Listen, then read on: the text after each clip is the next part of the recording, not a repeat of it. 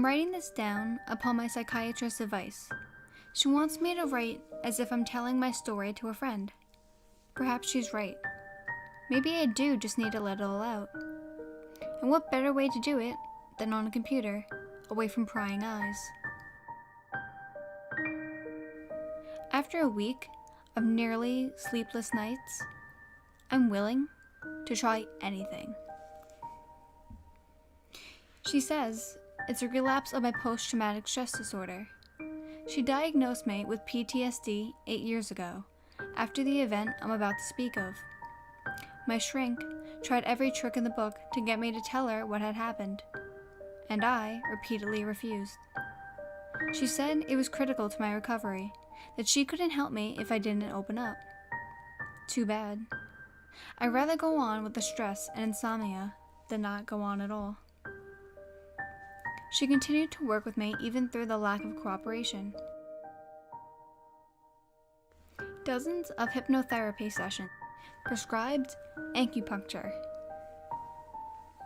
a shopping list of prescription drugs, and after about 9 months, I was more or less cured. Of course, I still had to take a couple pills each day for the rest of my life, but I wasn't complaining. So, as I said earlier, I relapsed recently. I'm not sure what brought it on. I just woke up one night in a cold sweat and haven't been able to sleep since. When I do drift off, I awake immediately to that image I thought I had rid myself of years ago. But no, it was back. Just thinking about it sends a cold chill down my spine.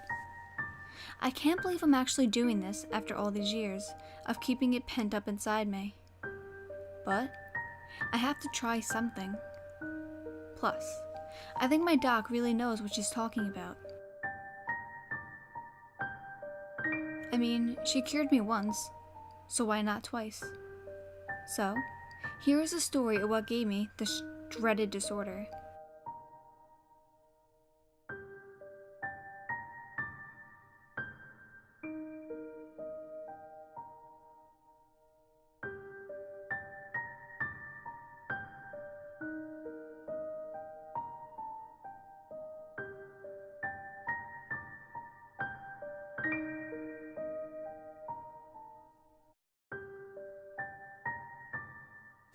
Back before I moved to the city, I lived out in the country in a small house I had bought with the money my grandfather had left me.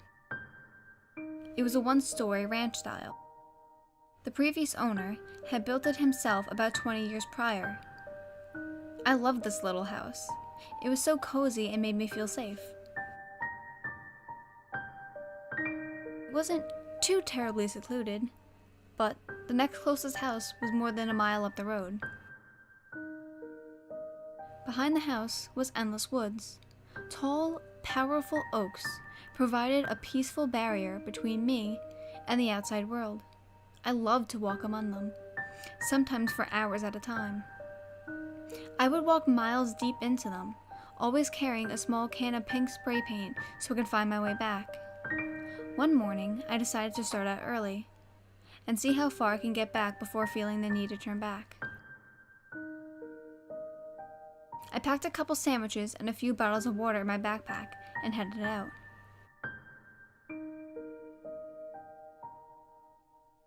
I followed my previous marked path until the trees no longer bared my little pink beauty mark on them.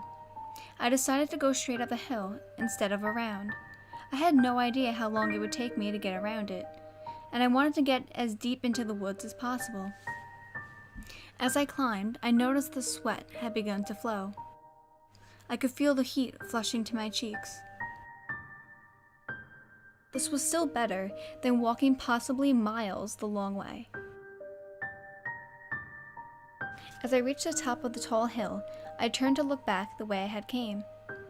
Nothing was in sight. I could see over the trees that I had just traveled through, but still could see nothing of civilization. I guess I had walked at least 3 miles so far. As I walked across the flat top of the hill, I was frozen in my tracks. as I discovered what was on the other side. A large meadow, about the size of a football field, was laid out before me, and there was a small shack in the middle of it. I couldn't imagine that anyone had lived out here, but I had thought maybe it was a hunting camp at one time. I walked across the field towards the shack and realized it had appeared to be ancient. The rough-hewn lumber that made up the interior walls were gray like ash, and much of it had rotted away. As I walked to the corner, I noticed some empty paint cans that had been stacked at the base. I could see that they contained white paint, and I knew that meant someone had used them somewhat recently, or else they would be nothing but rust. The shack was about 20 feet by 20 feet square, with one window in each wall. I inched up to the nearest window and peered in. There was no one inside, not even any furniture. Now I could see what the white paint was for. The walls, ceiling, and floor were all bright white. But not white alone. On the walls were strange symbols drawn in dark red. They weren't anything that I recognized, but they gave me a very uneasy feeling. On the white floor in the center of the room, there was a huge star painting, also in red.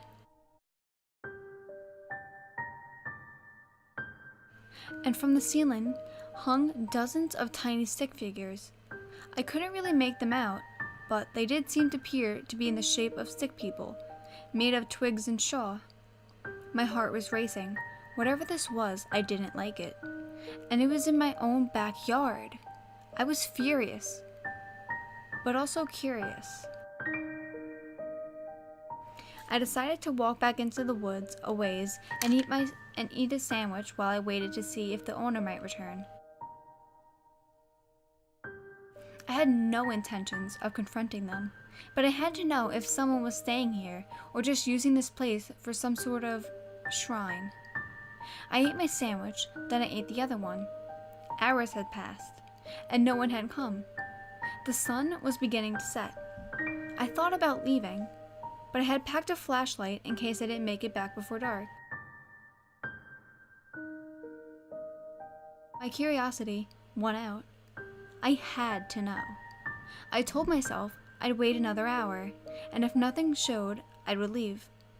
The sun was about to disappear behind the horizon when I heard leaves crunching across the field. There was just enough daylight left to see a figure appear from the tree line. It appeared to be a woman. She was wearing a bright red dress, and she was dragging a large sack behind her. I could see 2 red dots in her face, which I thought must have been the last of the sun reflecting in her eyes. She continued across the field, pulling her sack behind her. It appeared very full and heavy. As she got to the front of the shack, she heaved the sack up on the small porch, and then retrieved the key from her pocket. She opened the door and pulled her bag inside. Now what? I thought. I realized I had no plan other than to find out if she was using this place. Now that I had my answer, I was lost. I decided I would watch a few more minutes to see if the woman left. Then I would head back home and think about what to do next. The minutes passed and she hadn't emerged. So, I slung my backpack over my shoulder and began my trip back. I took no more than a half a dozen steps when I heard a muffled cry. I froze and listened. Sure enough, someone was crying. I could barely hear it, like someone was holding their hand over their mouth as they sobbed by the loved one's casket. Now, I am not a brave person, but a curious person. There is none more so. I decided I had to try and get a peek. Maybe the woman had fallen inside and needed help. I did a crouching jog across the field, trying to stay as low as I could until I reached the side of the shack. I sat and listened. It was much clearer now. A woman was definitely sobbing, with something being held over her mouth. I wasn't sure, but it didn't sound like sobs or pain or loss. It sounded like fear. I eased around the corner, making sure to swing wide enough to miss the paint cans I remember being stacked there, and inched over to the front window beside the porch. I sat there, crouched down for several minutes, trying to work up the courage to peek in. I could hear another noise from inside, a dragging noise. Then it stopped.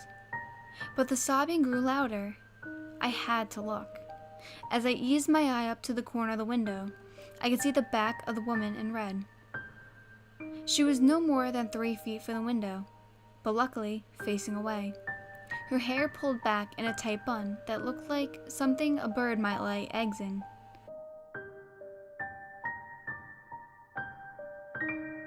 I noticed a rope was hanging from a pulley attached to the ceiling that I hadn't noticed earlier.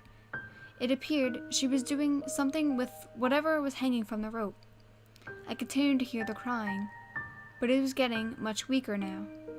As I watched the old woman bend over to retrieve something from the floor, my heart seized in my chest. Hanging from the rope by her ankles was a young woman. She looked to be about my age at the time, late 20s. She was thin, very pale, and bright red hair, and had a look of fear in her eye that I had never seen before. As her eyes locked with mine, she froze, and no more crying. Just a cold, penetrating look of sadness. She was screaming at me with her eyes to help her. I didn't know what to do. I watched as the woman in red raised back up. She began dousing the girl with liquid from the can, and the girl started thrashing wildly. As the old lady did this, she let out a horrifying cackle that would have made the devil cringe.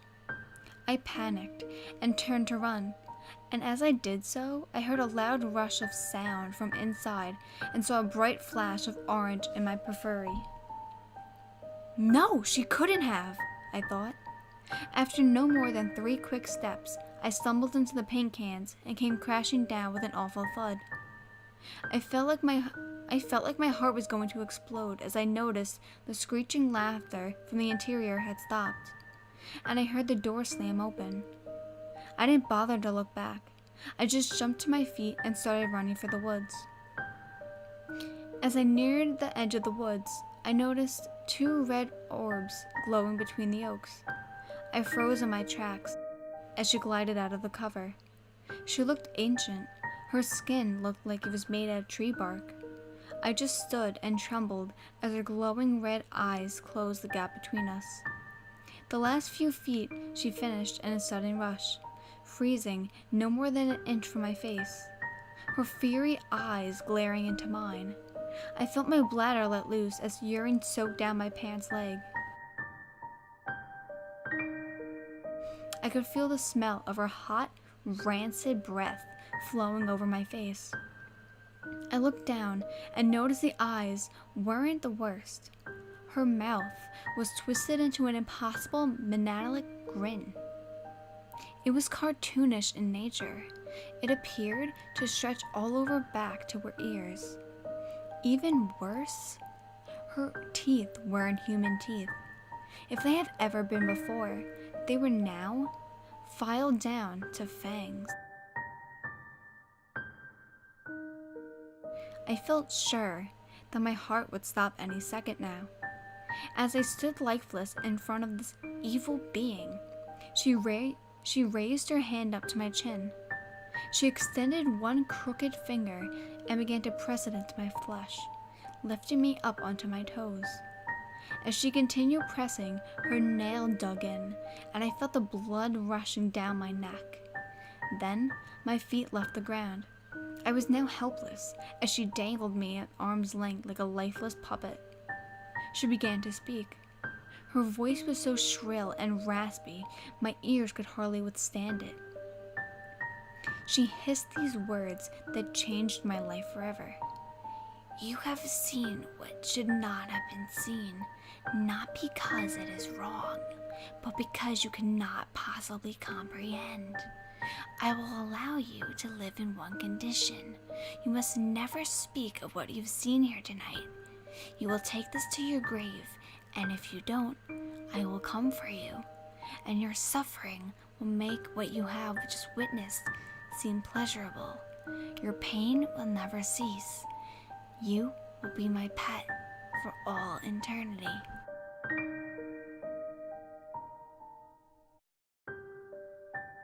Needless to say, I agreed to these terms. She dropped me to the ground and disappeared in a flash.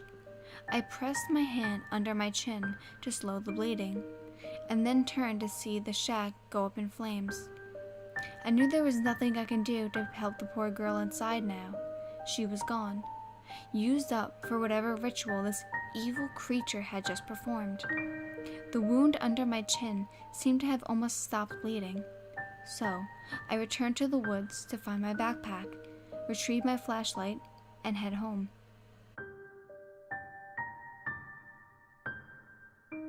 I spent weeks in a near state of shock. I lost my job. Most of my friends stopped calling. I felt like I was drowning.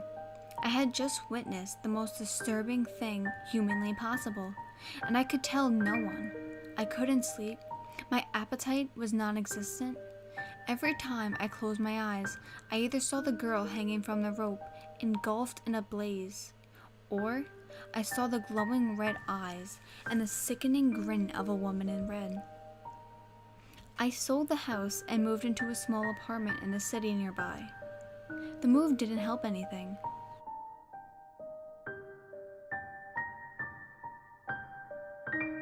Finally, I knew something had to be done. So, I called up the doctor and made an appointment. It was difficult at first. She wanted so badly to know what had caused my trauma. But I knew that the old woman had meant what she said. She was an ancient Eden. I could feel the dark energy flowing from her single finger as it held me in the air. I could sense a darkness that had lasted through the ages that no one could snuff out.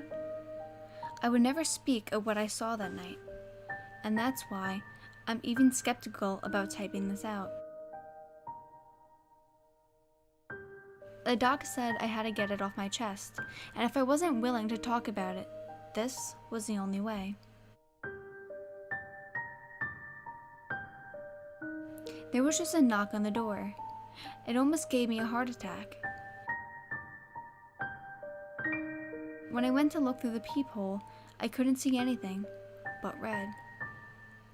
It was glowing through the peephole like someone was maybe pointing a laser in it. Probably just some kids playing a prank. But I'm not about to open the door. People are always getting robbed in this city, and I'm not in a hurry to become one of them.